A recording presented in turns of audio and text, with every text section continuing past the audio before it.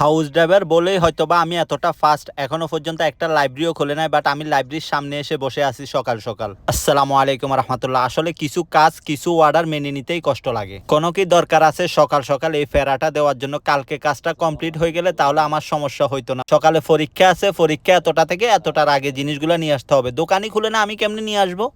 সকালটা অনেক ফেরাসান ভাবে শুরু হয়েছে। যাই হোক, সকালটা কোনো রকম কাটিয়ে আসরের পরে আবার বের হয়ে পড়ছি বসের ছেলেকে নিয়ে। ওর আজকে প্রাইভেট আছে। আসরের সময় ঠিক সেম সমস্যা, আমার অন্য কাজ আছে, আমি ওগুলো সারাবো না, এর মধ্যে আরেকটা অর্ডার চলে আসছে, তার বন্ধের ঘরে আসলে তারপরে তো কায়। আসলে সমস্যাটা হয়েছে আমার প্রতিটা কাজ, মানে আমি যখনই কাজ করি আমার কাজগুলো টাইম টু টাইম শেষ করা লাগে। একটু এদিক সেদিক হলে সময়টা ব্যালেন্স করতে আমার সমস্যা হয়ে যায়। সারাদিনটা সমস্যার মধ্যে কাটায়, রাতের বেলা চলে আসছে বসের ভাই মানে শেখ সাপকে নিয়ে। প্রতিদিনের মতো ওর জন্য সুপার মার্কেট থেকে ওর যে টুকটাক জিনিসগুলো লাগে সেগুলো নিয়ে নিলাম। এরপরে চলে গেলাম শোরমাতে। এখানে একটা কথা বলি, শোরমাতে কাজ করেন এমন কেউ যদি আমার ভিডিওটা দেখেন তাহলে আমাকে একটু জানাবেন যে নিয়মিত শোরমা খাইলে কি কোনো ক্ষতি হবে শরীরের? আমাকে প্রতিদিন রাতেই শোরমা খাওয়া লাগে। শোরমা না হলে ফাস্টফুড কিছু একটা খাওয়া লাগে, বাট শোরমাটা একটু বেশি খাওয়া লাগে।